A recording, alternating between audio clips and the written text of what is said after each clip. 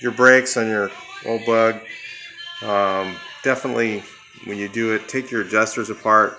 You're going to want to clean and grease both sides of these, and we'll go ahead and take one apart and kind of show you what it looks like, what you should be doing. It should be, the thread should be greased, and where the adjuster goes into the holder, that definitely needs to be greased. You need to check your springs, make sure that they're not totally rusted out to the point where they could break. These ones actually are okay. We're going to rerun these, but the wheel cylinders, they're so cheap, you should replace them.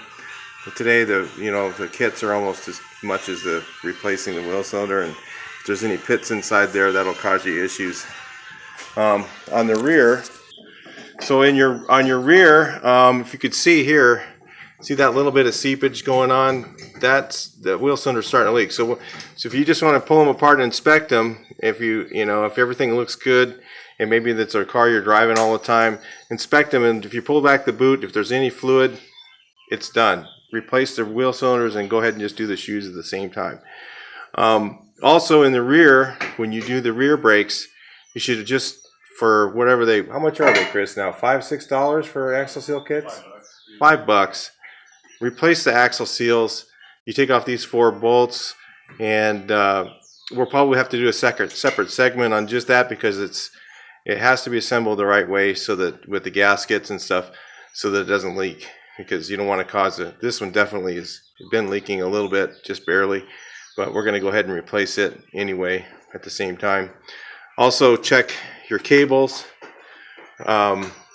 Should check your hoses. If you look at the hoses on this, they're actually original. So if you look at those old hoses and they look like that, definitely replace them. The hard lines, most people replace those too. I'm going to say that, on the record, replace them. Off the record, that's up to you. So more than likely, all those things will be replaced. You're also going to need your little horseshoe things. Either you're going to have to get new ones when you take the brake shoes off, or sometimes you can save them, but might want to grab a couple of those horseshoes while you got it apart. Other than that, your drums, you should always check the width of your drum. If your drum is too large, the shoes, it's not just the thickness of this, it's the amount of the shoe that will actually touch the drum. So if your drums are oversized too much, they should be replaced for safety. And if you have to replace your drums and all your brakes, you might as well just go ahead and upgrade to disc brakes while you're at it. Alright. So we usually take off the adjusters and put them in a vise. Then we'll take a large screwdriver. Go ahead and do that, Chris, so they can see. And work them back and forth a little bit, and get those things all the way out. Then we take them to the wire wheel on the grinder, clean them on both sides, and then we like to reuse the originals because they fit better than the reproduction ones. So don't just run out and buy a brand new one if you don't need to. Also, while you've got it apart, you should shake down your front end, move it back and forth, see if there's any looseness anywhere. This one has a little bit of looseness in the steering box. That's pretty normal. There's not much you can do about it. You can do a steering box adjustment sometimes and get it to work better. But you should always, whenever you have your car up on the hoist or up in the air, I have it in the hoist, you guys probably just been a jack, go ahead and grease all your front end fittings. You have them on your king pins or link pins, and on your, if you have a late model, you're going to have ball joints that you need to be greased. Your these have serviceable tie rod ends on them. Then the tie rod ends, check them and see if they have grease fittings. These actually have them, so you're going to want to grease all your tie rod ends. You grease the whole front end. The new cars pretty much don't have this stuff, so these old VWs have all that grease in there. I still need to actually finish all my restoration underneath on this car.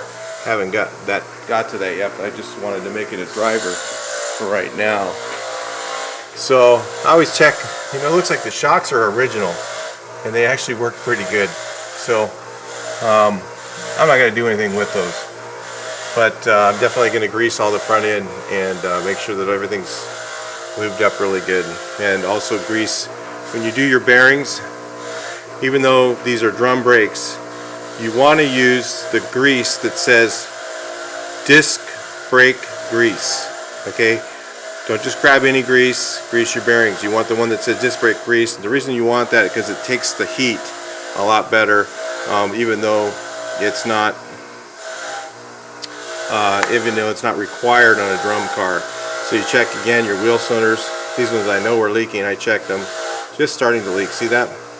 It's not puking, but it's leaking enough where it won't be long before all of a sudden those things can blow out. So anyway, that's basic parts for the brakes. If you can look at these here, you can see how they're assembled. It's very simple. They have a special tool for doing these here, but you can actually grab the outside of them with a pair of pliers and turn them a quarter turn, and that, push in and turn them a quarter turn, and that takes off these hold down kit springs, and then these just stretch across like that. It's a very simple, easy drum brake car. Not like the new ones with adjusters and all that other stuff. Alright, so that's pretty much the Volkswagen brakes. They're pretty simple. If you have any questions, or you have a car that something doesn't look right, sure, send a reply video, put it on the post. If you're new to the channel, please subscribe, and let's watch some videos on how to do your VW. Alright, man, talk to you in the next video.